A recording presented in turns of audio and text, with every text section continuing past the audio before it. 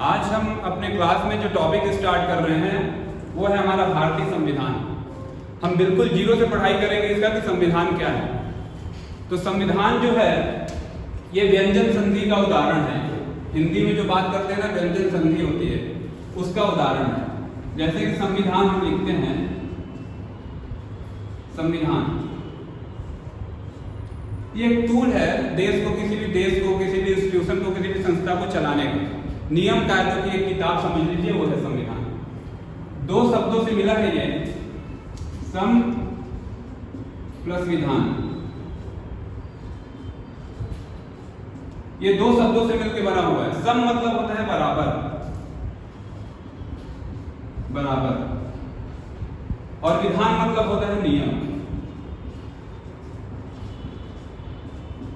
मतलब उस इंस्टीट्यूशन में, उस देश में, उस क्षेत्र में रहने वाले सभी वर्ग के लोगों के लिए एक समान नियम जो कार्य करता है उसको हम बोलते हैं संविधान। अब संविधान के विभाग होते हैं, संविधान के विभाग होते हैं। दो प्रकार के संविधान मुख्यतः विश्व में हमें देखने को मिलेंगे। विश्व के सभी देशों को अगर देखेंगे तो दो तरह के संविधान मिलते हैं। एक होता है लिखित और एक होता है अलिखित। लिखित संविधान और होता है अलिखित संविधान। ये छत्तीसगढ़ लोक सेवा आयोग में पूछा गया एक प्रश्न है, मेंस में पूछा गया था 2 नंबर का। संविधान की व्याख्या करिए, लिखित और अलिखित संविधान क्या है। 30 शब्दों में लिखना था इसका उत्तर। अब लिखित संविधान कहां लागू है? भारत में लागू है। और अलिखित संविधान कहां लागू है? ब्रिटेन में लागू है। जो हमारे ऊपर राज करके चले गए वहां अलिखित संविधान। दोनों की अपनी अपनी विशेषताएं हैं। लिखित संविधान में क्या होगा कि संविधान जो होगा सबसे ऊपर होगा, कोई भी चीज उससे ऊपर नहीं होगी। चाहे वो सुप्रीम कोर्ट हो, चाहे वो राष्ट्रपति हो, जो देश का प्रथम नागरिक होता है, वो भी हमारे इस लिखे हुए संविधान से ऊपर नहीं होता। तो ये भारत में लागू है। और दूसरा होता है अलिखित संविधान। यहाँ परंपराएं संविधान से ऊपर होती है। ब्रिटेन की पार्लियामेंट्री सिस्टम को आप अगर स्टडी करेंगे तो उसमें जो परंपराएं होती हैं, राजा के जो नियम होते हैं, प्रथम व्यक्ति, देश के प्रथम व्यक्ति का जो नियम होता है वो संविधान से बड़ा होता है, संविधान से ऊपर होता है। वो जो कहेंगे, परंपराएं जो कहेंगी वो लागू हो जाता है। भारत में लिखित संविधान लागू है। अब हम 1700 से स्टार्ट नहीं करेंगे संविधान को, क्योंकि वो हिस्ट्री में भी हम पढ़ेंगे। तो वहां से अगर हम पढ़ेंगे 1783 से लेके जाएंगे, 1793 को लेके जाएंगे, 1813 को लेके पढ़ेंगे, 1833 को पढ़ेंगे, 1853 को पढ़ेंगे, 1858 को पढ़ेंगे, तो भारी हो जाता है। एक नए बच्चे को वहां से समझना मुश्किल हो जाता है। अब भारतीय संविधान की विशेषताओं के बारे में हम पढ़ेंगे। अब संविधान में हमारे पास भाग कितने हैं? संविधान में, भारतीय संविधान की बात हो रही है यहाँ पे, तो संविधान में भाग कितने हैं? 22। और अनुच्छेद कितने हैं? अनुच्छेद हैं 395। अनुसूचियां भी है जिसका वर्णन हम बाद में करेंगे। अनुसूचियां 12। पहले इन दोनों को देख लेते हैं। अब किसी भी किताब को आप देखेंगे, किसी भी किताब को आप पढ़ेंगे तो उसमें चैप्टर्स होते हैं, उसमें लेसन होगा, ठीक है। तो संविधान के जो भाग 22 है वो संविधान के क्या है? चैप्टर है, लेसन है, लेसन है। और 395 को आप पृष्ठ की तरह समझ सकते हैं। कितने पेज हैं? ये है 395 जो आपका पृष्ठ की जैसे समझिए, और भाग को आप लेसन के तौर पर समझिए। तो हमारे संविधान में कितने लेसन है? 22 लेसन है। और 22 की अलग अलग व्याख्या दी गई है, अलग अलग कार्यों के लिए। अब भाग 1, भाग 1 की बात करेंगे। भाग 1 क्या बोलता है? संघ और राज्य क्षेत्र। संघ और राज्य क्षेत्र।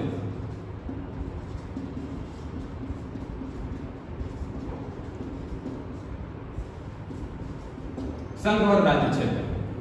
संघ क्या हो गया? संघ हो गया राज्यों का समूह, जिसको हम संघ बोलेंगे।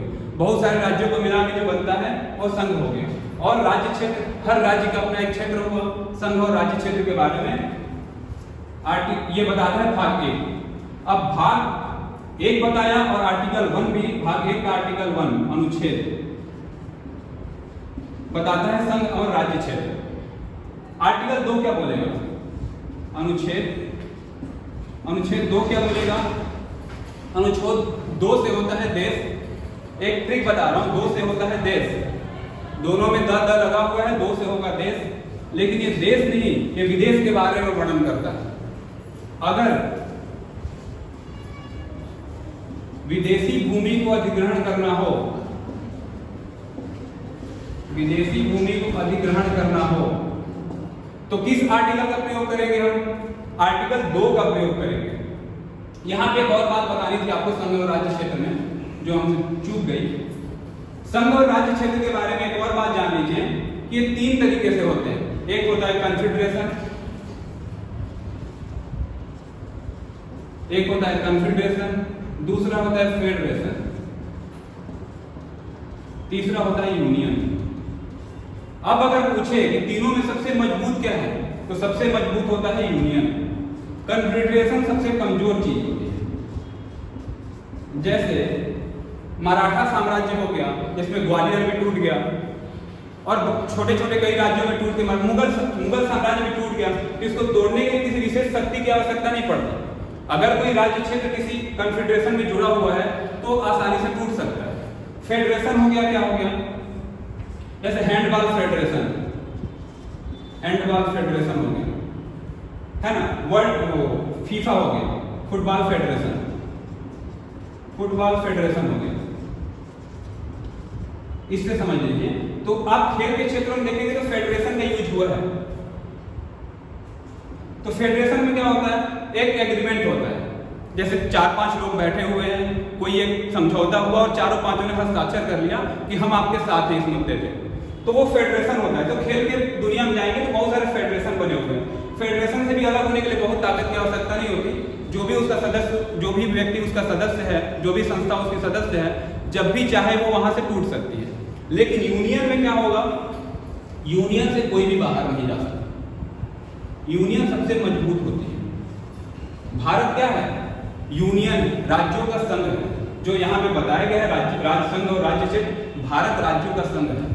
जैसे कश्मीर में अगर आजादी की मांग उठती है, पंजाब में खालिस्तान आजादी की मांग उठती है कि हमको पंजाब से निकाल के खालिस्तान एक देश बना दो, ये कभी भी संभव नहीं हो पाएगा। क्यों? और सुप्रीम कोर्ट भी उसे बचा नहीं सकता कि कोई अगर देश बनाने की कोशिश करे और उस सुप्रीम कोर्ट में पहुंच जाए कि सरकार हम पे जाति कर रही है, इसलिए हमको अलग देश चाहिए, तो सुप्रीम कोर्ट भी बंधा हुआ है संविधान से, क्योंकि सुप्रीम कोर्ट ही संविधान का रखवाला है। ये भी पूछा जाता है कि संविधान का रखवाला कौन होता है? तो राष्ट्रपति नहीं होता, सुप्रीम कोर्ट होता है, न्यायालय होगा। तो वो कभी भी इसको जस्टिफाई नहीं करेगा कि कोई भी डिमांड उठी कि हमको अलग देश चाहिए, कोई भी राज्य बोले कि हमको अलग देश चाहिए, जो गुजरात बोले हमको अलग देश चाहिए, नहीं हो सकता। क्यों? क्योंकि भारत राज्यों का संघ यूनियन है। यूनियन ऑफ फेडरेशन का संविधान के इंग्लिश वर्जन को आप देखेंगे तो ये होता है यूनियन ऑफ फेडरेशन। अब अनुच्छेद 2 में आते हैं। चैप्टर लेसन 1 संघ और राज्य क्षेत्र, और उसी की व्याख्या कर रहा है अनुच्छेद 1, मतलब पृष्ठ संख्या 1। बात कर लूं मैं, जैसे पहले बताया था अनुच्छेद 1। अनुच्छेद 2 क्या बोलेगा? अनुच्छेद 2 बोलेगा विदेशी भूमि को अधिग्रहण करने की शक्ति देता है भारत की सरकार को। भारत की सरकार किसी भी विदेशी से, बांग्लादेश के साथ जो समझौता हुआ, भारत ने अपनी भूमि भी दी और बांग्लादेश की भूमि भी दी, तो भारत किसी विदेशी भूमि को अधिग्रहण कर सकता है सिंपल मेजॉरिटी से। मतलब उसको बहुत ज्यादा 2/3 सदस्यों का बहुमत नहीं चाहिए लोकसभा में, उसको सिर्फ सिंपल मेजॉरिटी चाहिए, या उसकी भी जरूरत नहीं पड़ती, सरकार उसको इजीली कर लेती है अनुच्छेद 2 के तहत। 2 से एक कोड याद रखेंगे, 2 से होता है 2 और 2 से होता है विदेश। तो इसको 2 से होता है देश, तो देश को नहीं लेंगे, हम विदेश को लेंगे। आर्टिकल 3 क्या नहीं बोलेगा? अनुच्छेद 3, अनुच्छेद 3 शक्ति देता है किसको? सरकारों को। और किसको? खासकर केंद्र सरकार को। केंद्र सरकार को अनुच्छेद 3 शक्ति देता है कि किसी भी राज्य का सीमा विस्तार को बढ़ा सकता है, किसी भी राज्य के सीमा विस्तार को घटा सकता है, किसी भी राज्य के नाम को बदल सकता है। किसके माध्यम से? केंद्र सरकार कर सकती है। किसके माध्यम से? अनुच्छेद 3 का प्रयोग करके। अब जब भी ये सरकार, केंद्र सरकार ही यूज करेगी इसे, जब भी ये सरकार अनुच्छेद 3 का प्रयोग करेगी तो राज्यों की सहमति की आवश्यकता नहीं होती है, क्योंकि इसी वजह से तेलंगाना में क्या हुआ था, जो आंध्र प्रदेश तेलंगाना का जब बंटवारा हुआ था 2 जून 2014 को, तो क्या हुआ था वहां पे कि तेलंगाना और आंध्र प्रदेश के लोगों में इसको लेकर बहुत सारा विवाद हुआ। और विवाद इसलिए था कि सीमा विस्तार थोड़ा सा अलग रखा जाए, जैसे केंद्र सरकार चाह रही हो वैसा ना रखा जाए, लेकिन केंद्र सरकार ने नहीं माना, इसलिए वहां पे कुछ दंगे हुए थे। लेकिन छत्तीसगढ़ और मध्य प्रदेश के विभाजन में क्या हुआ था, कुछ भी सब कुछ शांतिपूर्वक हुआ था। अब सरकारों की अपनी समझदारी होती है कि कब कैसे किया जाएगा। अनुच्छेद 3 से हम क्या करते हैं, आंतरिक राज्यों के सीमा विस्तार, आंतरिक राज्यों के सीमा विस्तार को, सीमा विस्तार और नाम को परिवर्तित कर सकते हैं, परिवर्तित कर सकते हैं। किसी भी राज्य की सीमा विस्तार और नाम को सरकार, केंद्र सरकार परिवर्तित कर सकती है बिना राज्य सरकार की संस्तुति के, बिना राज्य सरकार के अपने उनके समर्थन के। अब अनुच्छेद 4 क्या बोलेगा, अनुच्छेद 4 अंग्रेजी बोलेंगे तो आर्टिकल 4। आर्टिकल 4 बोलता है कि जब भी केंद्र सरकार अनुच्छेद 2 और अनुच्छेद 3 का प्रयोग कर रही हो तो राष्ट्रपति बीच में आके कुछ भी टूटापाट नहीं करेंगे, मतलब राष्ट्रपति का विरोध वर्जित हो जाता है।